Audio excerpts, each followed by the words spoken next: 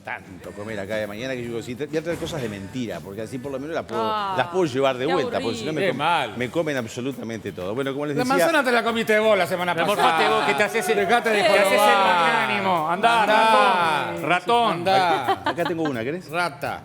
Bueno. ¿Viste que 14 de noviembre, Día Mundial de la Diabetes, y como les decía, hoy el eslogan está referido justamente a educación para proteger el mañana, porque bueno, es importante obviamente conocer acerca de esta enfermedad, educar para lo que es obviamente el diagnóstico adecuado y oportuno, y también educar para llevar una buena calidad de vida. La diabetes mellitus, como se conoce habitualmente, obviamente es una enfermedad de orden metabólico en el cual un órgano que tenemos ahí en la panza, que es el páncreas, produce una hormona que es la insulina, que es lo que hace regular la cantidad o los niveles de azúcar que tenemos en sangre.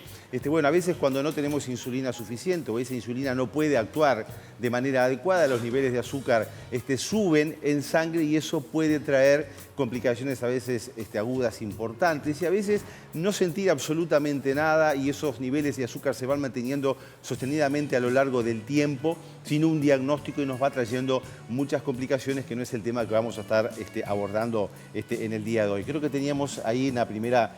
Ahí está, 14 de noviembre, entonces como decíamos, Día Mundial de la Diabetes, este año dedicada a educar para proteger el mañana. Vamos a la segunda placa, así vamos avanzando porque es mucho contenido. El número de personas que viven con diabetes en el mundo aumentó de 108 millones a 420 millones en los últimos 30 años. 62 de estos millones están en la región de las Américas, justamente, y este número se ha más que triplicado en la región desde 1980 y podría ser aún mayor, ya que el 40% de las personas con diabetes desconocen su condición. Vamos a la siguiente plaquita. La carga de enfermedad asociada a diabetes es enorme y creciente, ya que en solo 20 años la mortalidad por diabetes aumentó un 70% a nivel mundial. Y en la región de las Américas, como les decía, que ha ido en aumento, es la sexta causa principal de muerte y la séptima de años de vida perdidos de manera prematura. Vamos a la placa número 4. Las personas que viven con diabetes tienen más riesgo de enfermar gravemente y también de morir por otras enfermedades. La diabetes está entre los 5 principales factores de riesgo relacionados con la salud, por ejemplo, lo que tiene que ver con tuberculosis. La diabetes es la principal causa también de ceguera en personas de 40 a 74 años. La depresión también es 2 veces más frecuente. El estrés y la ansiedad que genera también, de alguna manera, convivir con una enfermedad que hay que estar permanentemente controlando. Las personas que viven con diabetes tienen hasta 3 veces más riesgo de fallecer por enfermedades cardiovasculares, por enfermedad renal, también por cáncer. Y bueno, ya vimos la complicación que esto implicó en esta pandemia de COVID en las personas que tenían diabetes. También mantener los niveles de glucosa en sangre bien controlados disminuye, obviamente, el riesgo de enfermar más gravemente o de morir y, desgraciadamente, el 50% a 70%, 50 a 70% de las personas que viven con diabetes tienen niveles de glucosa en sangre no controlados. Una cifra elevadísima y de ahí la importancia entonces de educar.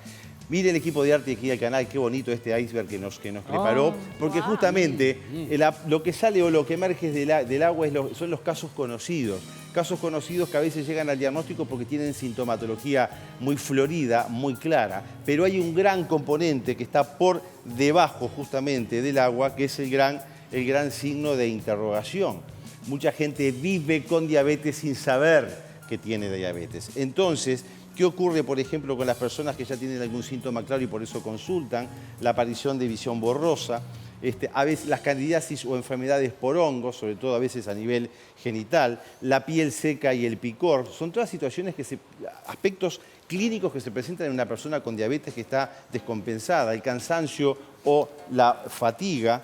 El hambre, ¿y esto por qué? Porque como no se puede manejar adecuadamente el azúcar dentro del cuerpo, los niveles están altos, el azúcar no entra a las células. Y como no entra a las células, la persona siente siempre apetito porque le falta azúcar, que es el principal combustible. Sed, Daniel. Y sed, exactamente. Micción frecuente, justamente por eso, porque aumenta los niveles de azúcar en la sangre y eso va al riñón y el azúcar arrastra agua y se orina más.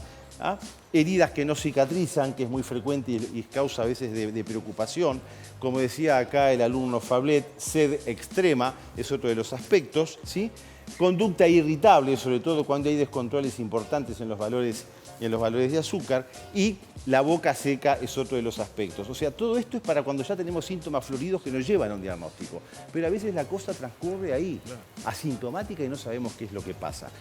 Un concepto importante para decirle señora, señor, porque dice, yo tengo diabetes y a mí no me gustan las cosas dulces, yo no como cosas dulces. Entonces, mire, coma una manzana, coma una verdura, coma un pedazo de pizza, se coma esta espectacular hamburguesa, banana, puede ser pan, coma el pancho, coma cereales o lo que sea, todo, absolutamente todo se transforma en azúcar en el cuerpo porque el azúcar es el combustible para que el cuerpo funcione.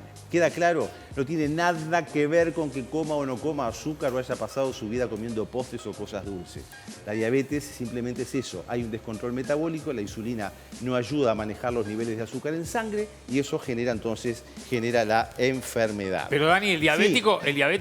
no tiene que comer cosas dulces. Obviamente, justo hubo un congreso ahora, obviamente que el azúcar refinado está prohibido en el diabético, pero hay mucho más flexibilidad ahora en lo que es el manejo que lo que había antes, ¿sí?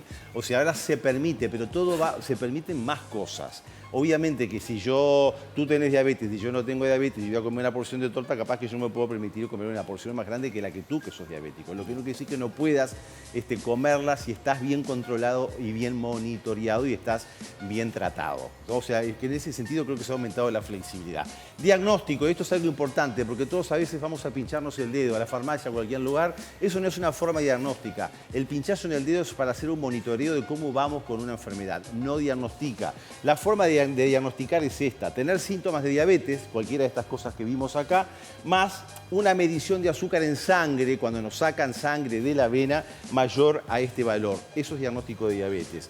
Un azúcar, o sea, una glicemia, una medición en la sangre del azúcar en ayunas mayor a 126 después de 8 horas de ayuno.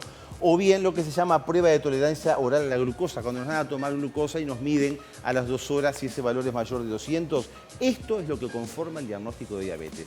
Ninguna otra cosa. Eso que quede claro. Y obviamente, según la situación, a veces hay que reiterarlos para confirmar ese diagnóstico. Situaciones, por ejemplo, valores que nos den por debajo del 1,26, hablamos de ese concepto de prediabetes. O valores en una prueba de tolerancia oral, como decíamos, menores a 200, hablamos de una prediabetes. Y hay que analizar a ver qué es lo que pasa para evitar entonces que se consolide esa enfermedad. Bueno, riesgos: sobrepeso o obesidad, ser mayor de 45 años, obviamente tener antecedentes familiares, sobre todo en aquellos casos de los niños y jóvenes que ya tienen la llamada diabetes 1, donde hay un gran componente genético, ser afrodescendiente, hispano o latino, seguimos avanzando. Antecedentes de presión alta, tener el colesterol bueno bajo o los triglicéridos altos. Obviamente, si se tiene antecedentes de haber tenido diabetes durante el embarazo o un bebé de más de 4 kilos. ¿Cuántas veces escuchamos, ay, nació crecidito, pesó 4 kilos y pico? Te dicen, no, bueno, ojo con esa mamá, ¿sí? Bueno, ser sedentario, tenemos alguna plaquita más. Antecedentes cardiovasculares, la depresión. Ovario poliquístico, que es una enfermedad de los ovarios que también a veces hay que diagnosticarla a tiempo. Acantosis nigricans es cuando esas personas que no es que tengan el cuello sucio, sino que tienen a veces una hiperpigmentación en el cuello, que justamente es por trastorno metabólico que lleva entonces a una mayor predisposición de la enfermedad. Por acá creo que vamos a ir cerrando. Importante es la educación. Hay un test que se llama test de FinRisk, que hay que pedirle al médico que se lo haga, porque eso le permite saber si tiene a futuro la posibilidad de desarrollar una diabetes. Y lo que más se pide hoy en día es igualdad en accesibilidad en la educación y en el tratamiento para todas las personas. Hay muchos avances tecnológicos y lo ideal es que, sobre todo para niños y adolescentes, que son los que tienen mayor expectativa de vida, puedan tener mayor accesibilidad a todas estas tecnologías, sensores, insulinas de última generación, bomba de insulina, etc. ¿Puedo preguntar algo más, Activalla? No, porque me están diciendo que tenemos que cerrar. Queda de deberes para la próxima. ¿Le parece? Lo anota y después se la conté.